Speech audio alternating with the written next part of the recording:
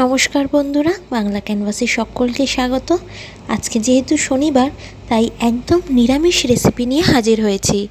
আজকে স্পেশাল নিরামিষ combo menu, লুচি আর নিরামিষ ঘুগনি। লুচির সাথে কিন্তু ঘুগনি খেতে খুবই ভালো লাগে, তাই যে কোনো নিরামিষ দিনে বা এরকম শনিবার করে আপনারা বাড়িতে বানাতেই পারেন। 250 গ্রাম ঘুগনি মটর নিয়ে আমি কিন্তু সারা রাত ভিজিয়ে রেখেছিলাম। এবার মটরটাকে কিন্তু আমি সিদ্ধ করে নেব। তার জন্য প্রেসার কুকারে আমি মটরগুলো দিয়ে অল্প নুন আর সাথে দিয়ে দিচ্ছি 2টো আলু সিদ্ধ হওয়ার জন্য। আমি কেটে নিয়ে আপনারা চাইলে ছোট সাইজ করে কেটে নিতে পারেন। একটু বেশি পরিমাণে জল অ্যাড করে ওটা আমি সিদ্ধ হতে দিয়েছি। আলু মটর সিদ্ধ হতে হতে আমি এখানে কিন্তু আটা ময়দাটা মেখে নেব। আপনারা চাইলে শুধুমাত্র ময়দাই মাখতে পারেন। আমি এখানে একটু আটা মিশিয়ে নিয়েছি, দিয়ে দিলাম অল্প রিফাইন তেল আর অল্প নুন।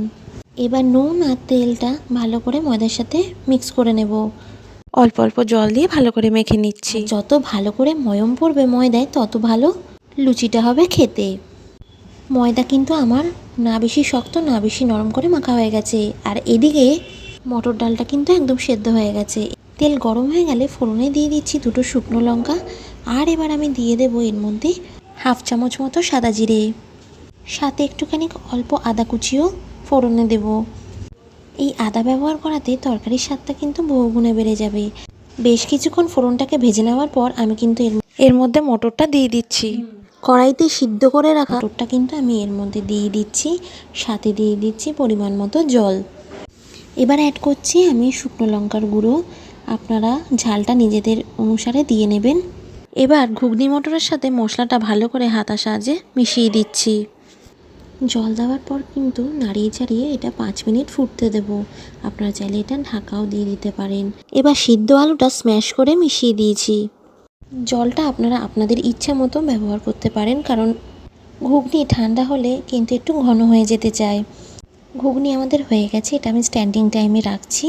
এখানে ছোট ছোট লেচি কেটে নিয়েছি আমি।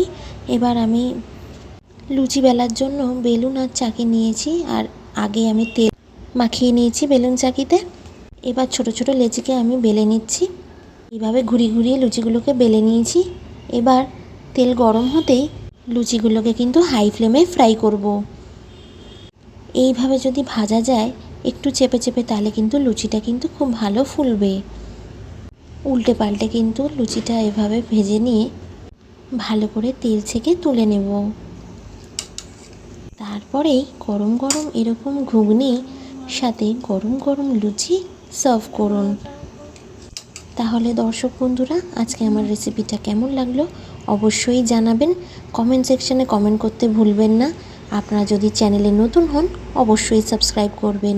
আপনারা ভালো থাকবেন, সুস্থ থাকবেন, সাবধানে থাকবেন। ধন্যবাদ।